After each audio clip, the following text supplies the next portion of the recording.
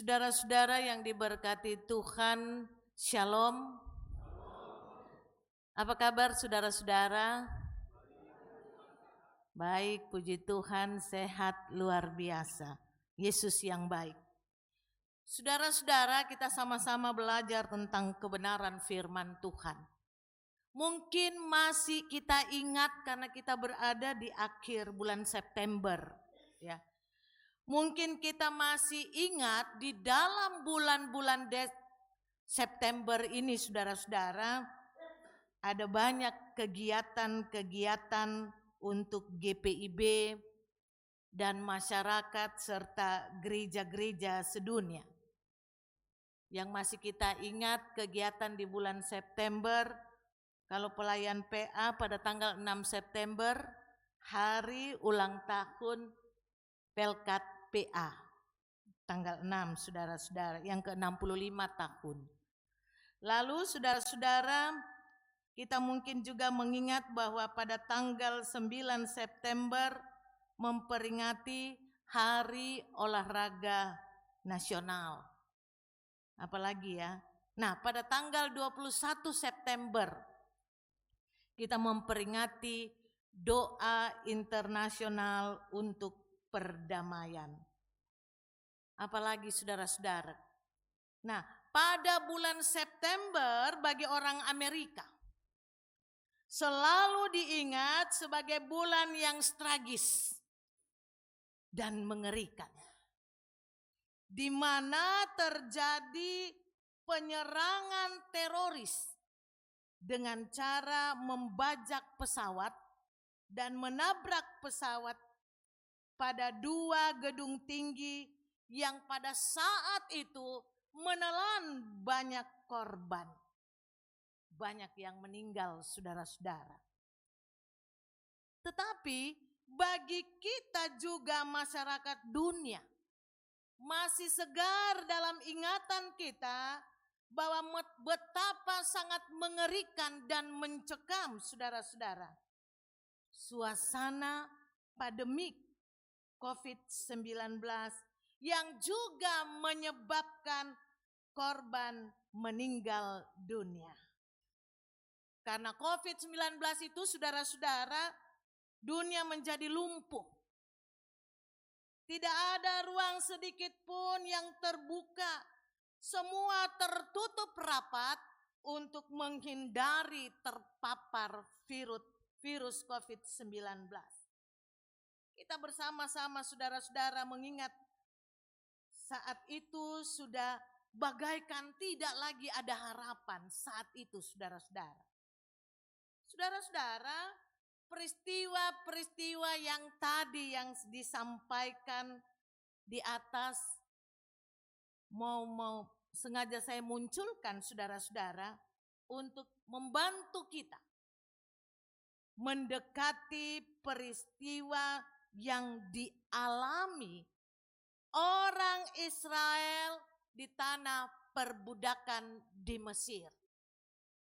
Saudara-saudara tahu keberadaan bangsa Israel pada saat itu dari generasi ke generasi saudara-saudara. Sepertinya lagi tidak ada harapan bagi mereka. Seolah-olah jalan keluar untuk keluar dari perbudakan di Mesir seolah-olah sudah tertutup.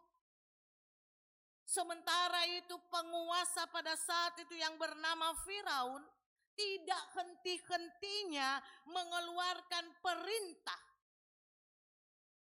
untuk membatasi bahkan membunuh setiap anak-anak bayi laki-laki yang lahir.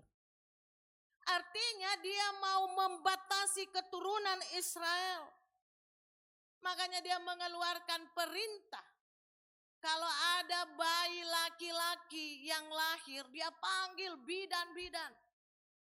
Supaya mereka dibunuh, saudara-saudara. Nah, saudara-saudara, Musa, saudara-saudara, boleh dikatakan salah satu bayi yang selamat. Bahkan Musa mendapatkan kesempatan untuk menikmati hidup. di bawah pengasuhan putri Firaun. Jadi saat Musa, saudara-saudara, dia lahir, orang tuanya mengambil peti pandan, taruh ter di dalamnya dan dialaskan, ditaruh ke sungai. Mungkin saat seorang ibu melakukan itu hatinya sedih. Tapi daripada Musa dibunuh, dia lakukan itu. Dan raja dan putri Firaun saat itu, saudara-saudara, ada di sekitar sungai yang di situ. Dia melihat, dia mendapatkan itu, dia menyuruh dayang-dayangnya untuk mengambil peti yang terapung-apung itu. Dan disitulah Musa selamat, akhirnya dia dibesarkan oleh putri Firaun. Saudara-saudaraku yang kekasih dalam Tuhan kita Yesus Kristus, pembacaan kita pada saat ini masih juga di sekitar pengutusan Musa. Bagaimana Musa harus membawa bangsa Israel keluar dari penindasan di Mesir. Dari kisah ini, saudara-saudara, kita dapat temukan beberapa hal. Saudara-saudara, setelah Musa bertumbuh dewasa dan Allah memilih dan memanggil dia, mengutus dia.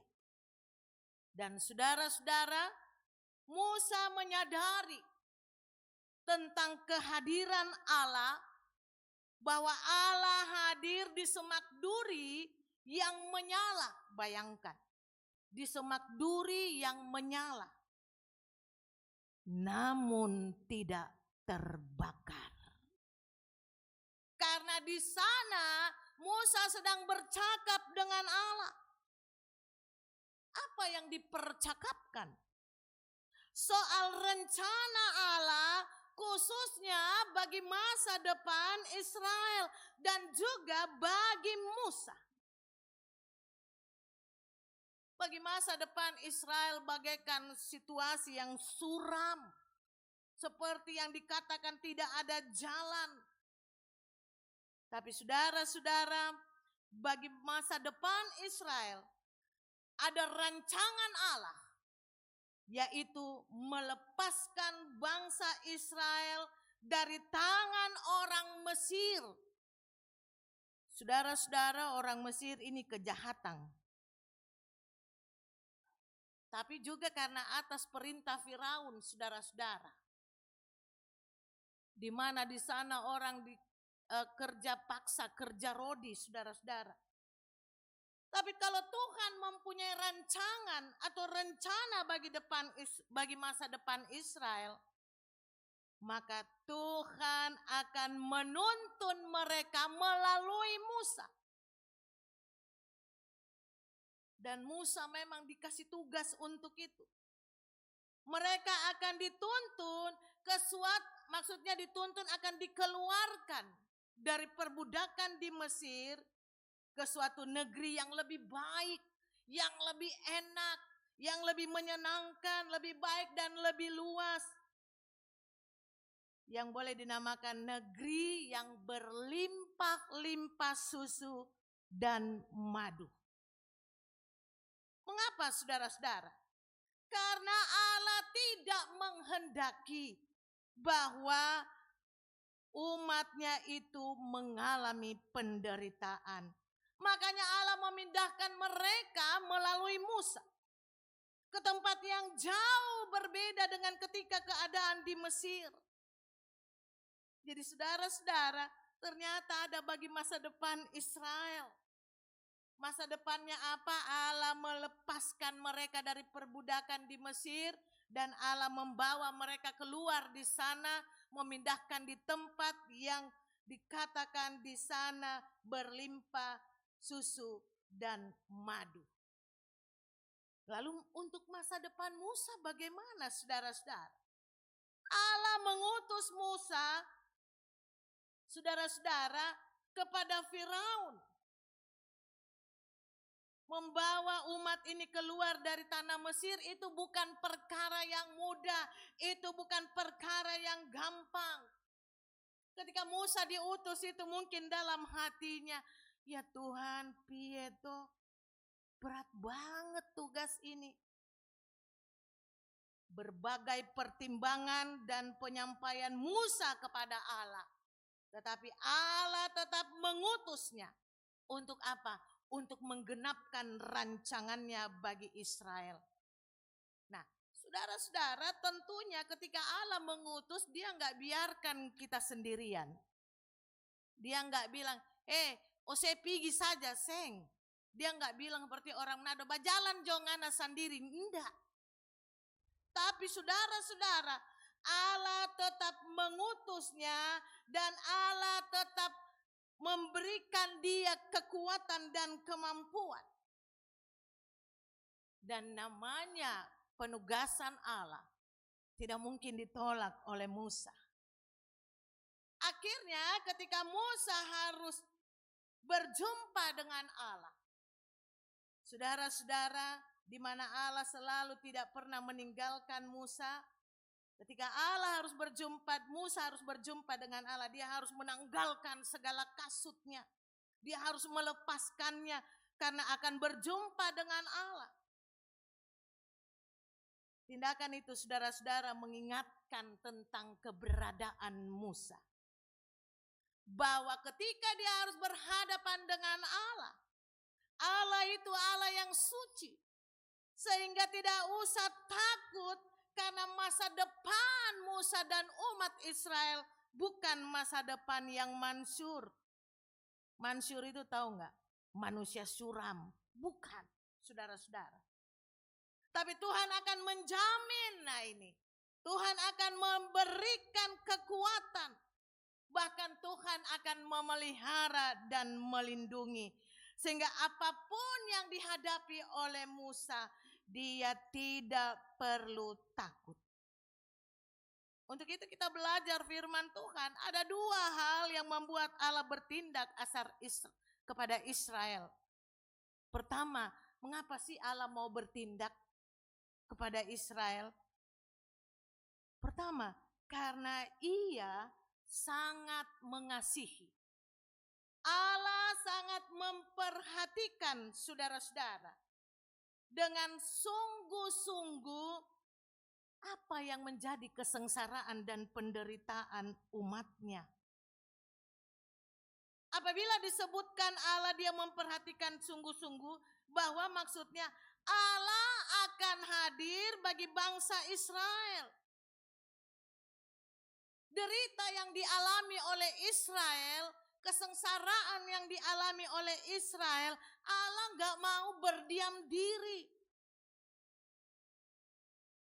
Allah mengetahui saudara-saudara, Allah melihat, Allah memperhatikan dengan sungguh-sungguh, dan tidak hanya itu, Allah mendengar seruan mereka. Itulah sebabnya Allah ingin melepaskan mereka dari penderitaan di Mesir. Karena Allah sangat memperhatikan umatnya. Dia selalu berada kepada pihak umat yang lemah. Dia selalu berada kepada pihak yang umat yang menderita. Dia selalu berada kepada pihak umat yang tidak berdaya, umat yang rapuh. Dan dalam hal itulah saya katakan Allah tidak mau berdiam diri. Tapi Allah turun tangan. Dan karena Allah kalau sudah turun tangan saudara-saudara, itu musuh-musuh orang bilang tampias. Kalau kita beserta Allah, bawa serta dengan Allah, kita lakukan perkara yang besar. Kalau kita berjalan bersama dengan Allah, musuh sehebat apapun maka engkau akan kalah. Tidak hanya itu, bahkan Allah akan menghukum musuh-musuh Israel. Mengapa? Karena Allah memperhatikan umatnya. Allah mau mendengar. Karena apa? Karena dia tahu umatnya saat itu ada pengerah yang dimaksud di situ, saudara-saudara. Mereka itu disuruh kerja paksa. Itu tidak mengenakan. Jadi Allah memperhatikan, Allah mau mendengar. Terus rancangan yang baik saudara-saudara, karena realitas penderitaan yang dialami umat, disitulah memang Tuhan mengutus Musa, walaupun Musa berpikir enggak mudah berhadapan dengan Firaun. Enggak mudah saudara-saudara. Tapi Musa harus berada dalam rancangan Allah. Musa harus berjalan dalam koridor Allah. Kalau Allah bilang terus, jangan ngana belok-belok. Begitu. Artinya dengar-dengaran dengan apa yang menjadi petunjuk Musa, petunjuk Allah. Dan saudara-saudara tahu, dalam menjalankan tugasnya, Musa selalu berkoordinasi. Dia selalu berkomunikasi dengan Allah. Lewat doanya, dia selalu meminta petunjuk dari Allah.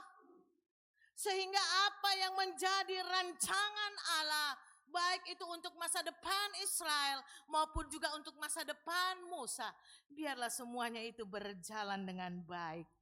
Luar biasa. Tuhan itu baik saudara-saudara. Dia bukan hanya memperhatikan, dia tidak hanya mendengar, tapi dia mau memelihara. Dia mau memberkati. Saudara-saudara, perenungan kita pada pagi hari ini berbicara pengutusan Musa. Sama seperti bangsa Israel. Yang dimana saudara-saudara ada waktu, ada babak dalam perjalanan kehidupan ini terasa sangat berat. Sampai kalau nyanyian dunia itu dikatakan begini. Perjalanan ini terasa sangat menyedihkan. Mungkin juga begitu kalau kita alami saudara-saudara. Perjalanan kehidupan ini terasa sangat berat. Seperti apa, ada kegagalan, ada duka cita, ada kehilangan pekerjaan, ada terkena sakit penyakit, dan ada yang mengancam kehidupan rumah tangga. Bagaikan perjalanan situasi yang mengalami penekanan. Tapi saudara-saudara, ada doa yang dinaikkan kepada Allah. Ada doa-doa kita yang akan dinaikkan kepada Allah. Dan biarlah Allah yang memproses semuanya. Dan di dalam menanti jawaban Tuhan, kita harus sabar. Kenapa? Karena dikatakan, waktu Tuhan pasti yang terbaik. Ketika kita berhadapan dengan pergumulan dan tantangan, waktu Tuhanlah yang terbaik. Asalkan saudara-saudara, ketika kita menjalani kehidupan ini, baik dalam keluarga, rumah tangga, dalam pekerjaan dan usaha maupun dalam pelayanan, asalkan kita harus mengandalkan Tuhan. Berseru kepadanya, berseru, memanggil namanya, berdoa dia akan segera, apalagi? Terus percaya dia tak jauh darimu.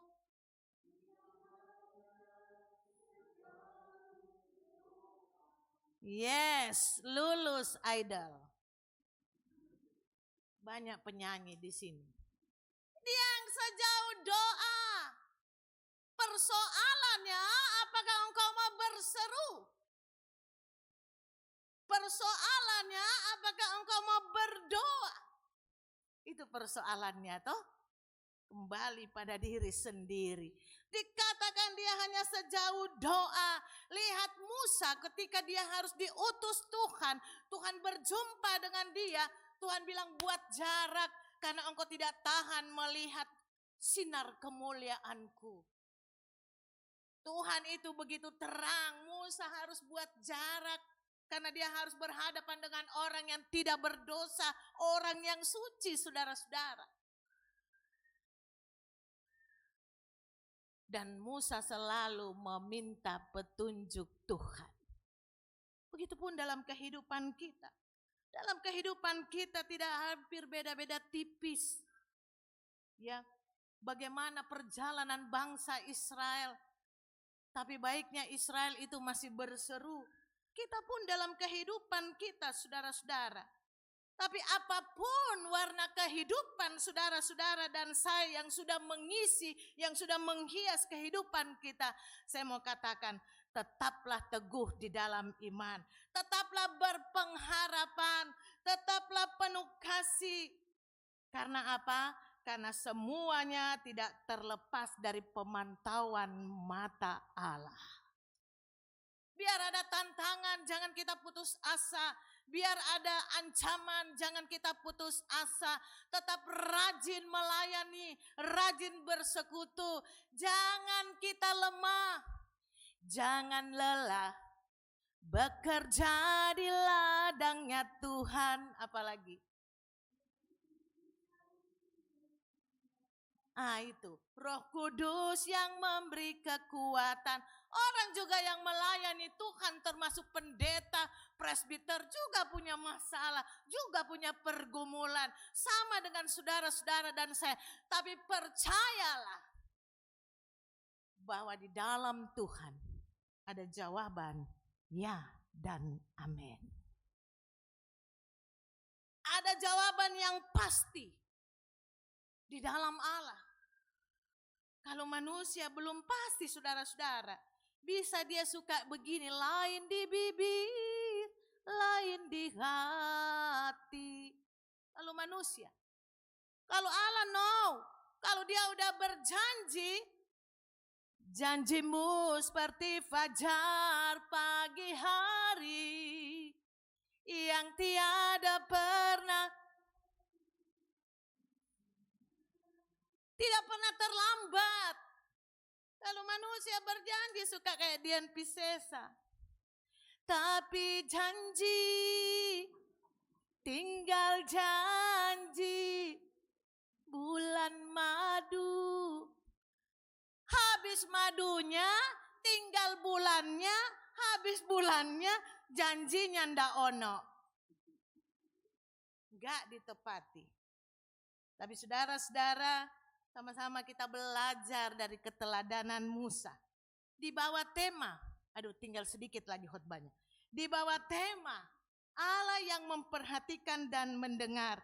Marilah kita menoleh perjalanan kehidupan yang sudah kita tempuh. Ada begitu banyak sebenarnya perhatian dan kepedulian Tuhan. Di segala bidang yang kita terima. Tinggal persoalannya apakah kita mau bersyukur. Itu persoalannya saudara-saudara. Padahal perjalanan kehidupan ini selalu berada dalam pemantauan mata Tuhan. Dia tidak pernah bikin engkau sampai tergeletak. Pertolongannya tidak pernah terlambat. Bentuk perhatian dan kasih Tuhan saudara-saudara harusnya menjadi suatu dinamika yang indah untuk meneguhkan iman kita. Bahwa perjalanan hidup yang dia sudah beri adalah perjalanan hidup yang penuh dengan cinta kasih Tuhan. Orang sekarang bilang lope-lope. Cinta Tuhan saudara-saudara. Untuk itu jangan kita takut melangkahkan kaki dalam menjalani kehidupan ini. Karena anugerah Allah beserta dengan kita semua. Amin. Tuhan memberkati.